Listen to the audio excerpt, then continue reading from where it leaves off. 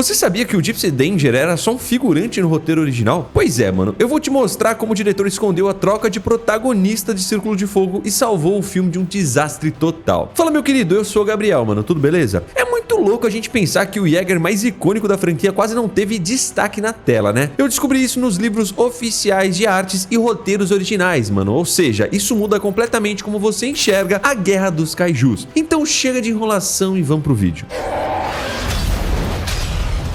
A primeira coisa que você precisa entender é como a ideia de Círculo de Fogo nasceu e como ela foi parar na mesa do estúdio. Quando o roteirista Travis Bichon imaginou esse universo, ele estava caminhando pela praia, visualizou a costa da Califórnia e imaginou um robô colossal lutando contra um monstro no meio da neblina. Foi uma visão marcante, cara. Mas o que ninguém te conta é que nos primeiros rascunhos que ele escreveu, antes mesmo do diretor Guilherme Del Toro assumir o projeto, a história não girava em torno de uma máquina velha, enferrujada, tentando salvar o mundo no seu último suspiro. A trama principal era inteira sobre a elite da corporação. O foco central do filme era o próprio Stryker Eureka. Pensa comigo no estado do mundo, mano, naquela época da história. A humanidade estava perdendo feio. O nível dos kaijus na escala Cerizal estava subindo rapidamente para a categoria 3 e 4. Os governos globais estavam desistindo do programa Jäger para tentar construir muros gigantes de proteção ao redor das cidades. Nesse cenário de desespero e fim do mundo, o que o alto comando militar faria? Eles obviamente dariam total destaque e investimento para o modelo mais novo e mais letal já criado em toda a história da humanidade. E é exatamente aí que o Stryker Eureka entra em cena. Ele não era só mais um soldado de metal na guerra, ele era o orgulho absoluto do Pan-Pacific Defense Corps e a última verdadeira esperança de que a tecnologia de combate ainda funcionava. Para você entender o tamanho absurdo dessa mudança no roteiro e as implicações mecânicas, a gente precisa olhar para os dados técnicos oficiais do Stryker Eureka. Esse não era apenas um mecha legal, cara, com um design bem agressivo. Ele era o primeiro e único Mark V do mundo inteiro. Enquanto os outros Jägers, como o Cherno Alpha ou até mesmo o Crimson Typhon, tinham suas limitações pesadas de movimentação, sabe, e tempo de reação, o Stryker era o estado absoluto da arte com tecnologia digital. Ele media exatos 76 metros de altura e pesava 1.850 toneladas. Pode até parecer muita coisa, mas pros padrões daquele universo de blindagem gigantesca, ele era extremamente leve, mano, e muito mais ágil que qualquer coisa que a humanidade já tinha feito antes. Naquele momento de guerra, os engenheiros já tinham aprendido com todo o sangue derramado nas falhas dos modelos Mark I, 2, 3 e 4. Eles sabiam que não podiam mais focar apenas em dar socos lentos e bem pesados. Eles precisavam de mobilidade, né, real, para poder desviar dos golpes imprevisíveis e da fúria dos monstros que saíam da fenda. E o Stryker entregava uma velocidade que não fazia sentido, cara. Classificada com nota 10 de 10, mano, nos registros de combates oficiais. Ele não precisava carregar um canhão de plasma no braço e ficar esperando um tempão o tiro aquecer no meio da luta, correndo o risco de tomar um contra-ataque. Ele contava com as temidas lâminas de choque de carbono nos braços.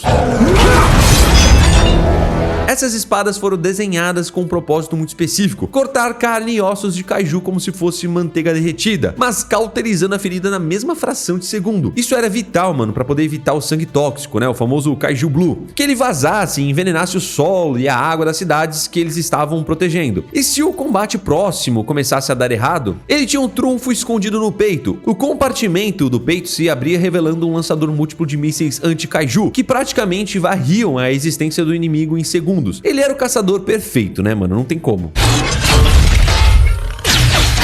Mas agora eu quero que você pense comigo. Você tem um filme onde precisa criar tensão, onde a humanidade tem que estar sufocada e com medo da extinção. Você quer que o espectador sue frio, achando que os heróis vão morrer a qualquer segundo. Se o seu protagonista é um Mark V praticamente indestrutível, equipado com a melhor e mais rápida armadura já forjada, o arsenal mais devastador, sendo pilotado pelos soldados mais condecorados e experientes da Terra, onde é que vai ficar a tensão, mano? Ou seja, mano, o roteiro original do Travis Bichon era muito bom em criar a geopolítica e as regras desse universo, mas o Guilherme Del Toro é um mestre do cinema. Quando ele colocou as mãos nesse projeto, ele começou a revisar a narrativa e percebeu um erro fatal que afundaria a imersão do filme. O Del Toro notou que se o filme seguisse os pilotos do Stryker Eureka desde os primeiros minutos como o coração emocional da jornada, o público simplesmente não iria se conectar com eles. Mano, dá uma olhada no perfil do Chuck Hansen, mano, por exemplo. O cara era extremamente arrogante, prepotente, difícil de lidar. Ele e o pai, o Herc Hansen, tinham as melhores estatísticas de abate do mundo, e eles eles faziam questão de esfregar isso na cara de todo mundo na base militar de Hong Kong. Um herói que já começa no topo da cadeia alimentar, que não tem defeitos aparentes e que opera a máquina de guerra mais valiosa já construída, não consegue gerar empatia na pessoa que tá sentada na cadeira do cinema. Você não torce de verdade por alguém que já tem a vitória no bolso desde os primeiros minutos de tela. A gente gosta de acompanhar a jornada de quem tá sofrendo, né, mano? E você sabe que eu não tô mentindo. O Guilherme Del Toro sabia lá no fundo que precisava de um autêntico vira-lata para poder carregar o peso emocional da história. Ele precisava de alguém ou de alguma coisa que estivesse tão machucada, tão quebrada e enferrujada quanto a própria condição da humanidade perto do fim do mundo. E é exatamente aqui que a chave vira de forma genial, mano, e o Gypsy Danger é tirado das sombras para poder roubar o palco e o coração do público. O Del Toro reescreveu o tratamento da história. É algo que ele nem comenta muito nas entrevistas normais de lançamento, mas se você abrir a novelização oficial e os livros de artes conceitual, você vai ver o quanto o conceito de protagonismo mudou na mesa da edição. Ele tomou a decisão consciente de rebaixar o todo-poderoso Striker Eureka para o papel de herói secundário. O clássico arquétipo do rival chato, sabe? E foi lá na garagem buscar um modelo Mark III que já estava totalmente ultrapassado e largado às traças.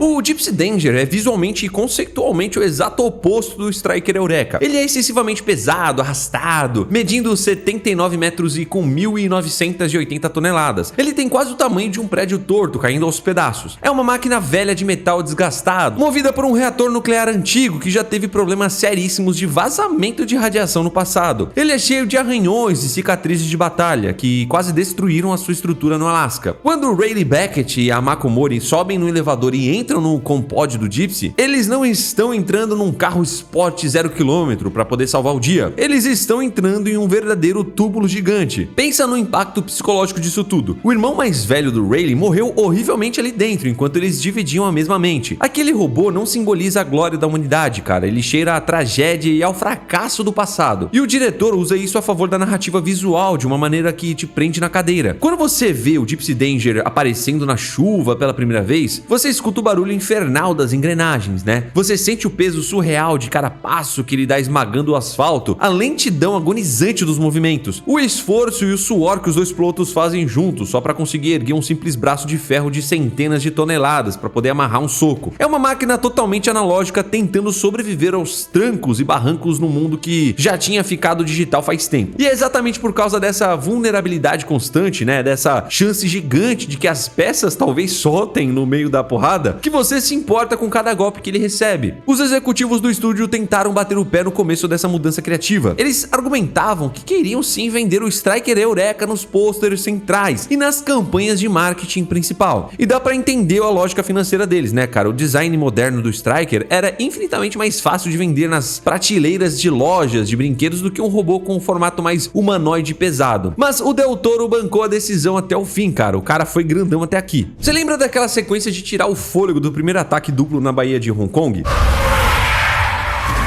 Então, mano, ela é o exemplo perfeito da minha teoria. Quando os kaijus, Otashi e Letterback emergem violentamente do oceano e invadem a área, a primeira reação do comando é mandar os melhores pra água, né? O Crimson Typhon e o Cherno Alpha caem rápido demais. Aí entra o Striker Eureka, o robô que deveria ser perfeito. Ele avança rápido e domina a situação inicial. E você pensa, nossa, ele vai resolver tudo sozinho. Mas o que acontece logo em seguida? O kaiju Letterback tem um órgão especializado em gerar pulso eletromagnético nas costas, e ele solta uma onda de choque gigantesca por toda a Bahia. O sistema digital avançado do Striker, que até aquele segundo era a sua maior qualidade tática de combate, se transforma subitamente no seu maior atestado de óbito. O robô simplesmente frita, cara, ele desliga no meio do oceano. É uma ironia narrativa fantástica. O protagonista original desenhado pelo Travis Bichon, a máquina mais perigosa de matar monstros do planeta Terra, fica lá parada boiando como uma estátua inútil, enquanto os kaijus correm para devastar milhões de vidas na cidade. E quem é o único do elenco que sobra para poder consertar o estrago? O renegado Mark III, cara, uma lata velha totalmente analógica movida a queima nuclear raiz, que está blindada contra qualquer interferência de pulso eletromagnético, porque usa a tecnologia antiga. Se o Striker Eureka continuasse sendo o protagonista absoluto até o fim, essa cena emblemática de tensão não poderia existir desse jeito. O roteiro ia ter que inventar alguma desculpa muito forçada, cara, sei lá, tipo uma atualização atualização mágica de antivírus baixada em 5 segundos, para ele religar e voltar para a luta de forma convencional. Só que como o Gypsy é o foco desde o início, o diretor conseguiu esfregar na nossa cara que foi justamente a imperfeição da máquina obsoleta que salvou o dia da aniquilação completa.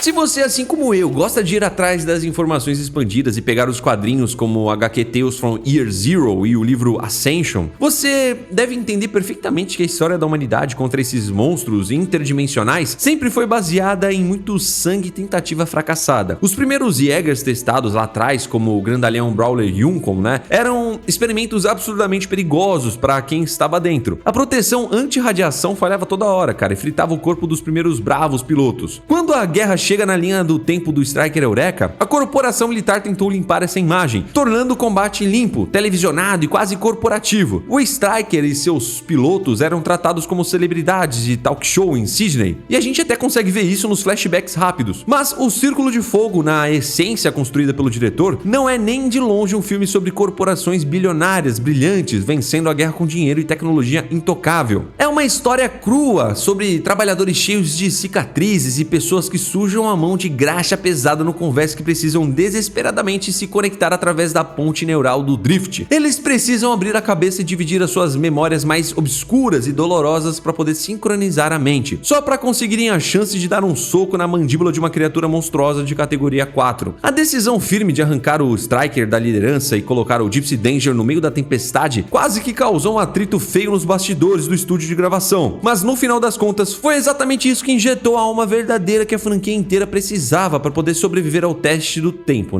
E pra gente fechar o ciclo da história do Striker Eureka de um jeito extremamente respeitoso, o diretor fez algo na reta final que considero uma verdadeira obra de mestre em termos de escrita de roteiro de cinema de ação. Já que o robô digital não seria mais a estrela principal que daria o golpe de misericórdia e levaria toda a glória no final, ele teria que carregar o peso do sacrifício mais importante do filme. Imagina de novo a cena da missão no fundo do oceano, lá perto do abismo da fenda. O plano tático inteiro do Pentecoste dependia exclusivamente de que o Striker Eureka conseguisse carregar a bomba termonuclear e arremessar lá no fundo. Fazia sentido tático, ele era o robô que nadava mais rápido, e tinha as melhores defesas para poder furar o bloqueio alienígena. E era a grande cartada de resistência. Mas no momento mais caótico e tenso lá no fundo da água escura, o robô perfeito se quebra. Depois de sofrer danos colossais no combate surpresa e brutal contra o Slattern, que é um imenso kaiju categoria 5 assustador, o lançador acaba travando. O Striker não consegue soltar o artefato na fenda, então o Pentecoste e o Chunk Hansen tomam a decisão mais difícil da vida deles. Eles resolvem detonar o equipamento ali mesmo, manualmente, se explodindo no processo e abrindo o caminho entre os escombros e os corpos dos monstros gigantes para o Gypsy Danger passar e terminar o serviço de uma vez por todas. O herói original imaginado nas primeiras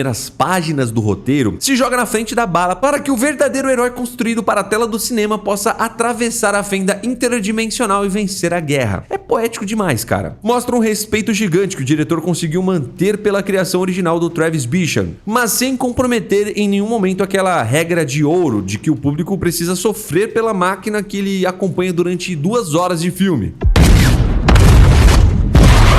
E assim, cara, o Striker Eureka conceitualmente não possui uma falha clara. Ele foi detalhadamente desenhado para ganhar e humilhar os monstros da fenda repetidas vezes. Só que num filme de cinema com um arco de tensão clássico, a certeza da vitória invencível mata a emoção na mesma hora, e desliga a atenção de quem tá assistindo. O cara que senta na cadeira de diretor sabe que eu e você precisamos passar agonia junto com o personagem. Pense em como você reage quando aquele kaiju voador arranca fora um braço inteiro do Gypsy Danger. Você não sente apenas que uma máquina perdeu uma peça que pode ser substituída depois. Você literalmente sente o desespero do Rayleigh e da Mako, na cabine. Porque o filme passou a última hora inteira te mostrando os traumas mentais que custou para aquelas duas pessoas conseguirem colocar aquele pedaço gigante de metal em movimento pela primeira vez em anos. E é até triste, mas muito curioso notar que quando Hollywood tentou reviver a marca e produzir a sequência, com aquele filme Círculo de Fogo A Revolta, eles claramente esqueceram e jogaram no lixo essa lição fundamental de peso visual e empatia. Os Jaegers mais novos que vimos na continuação seguiram por um caminho estético mas muito parecido com a essência original descartada do Striker Eureka do primeiro filme. Aqueles robôs novos eram limpos, absurdamente rápidos, davam mortais para trás, pulavam prédios como ginástica astas e atiravam com fuzis, como se fossem brinquedos leves de plástico. A franquia perdeu totalmente aquele peso colossal, aquela sensação visceral maravilhosa de que um simples soco de aço demorava uma eternidade agoniante para ser amarrado, e quando finalmente conectava no rosto do kaiju, a tela do cinema e o chão tremiam por causa de milhares de toneladas de movimento. Já deixa o like e segue o canal. Fique com Deus, um abraço a nós. Tchau.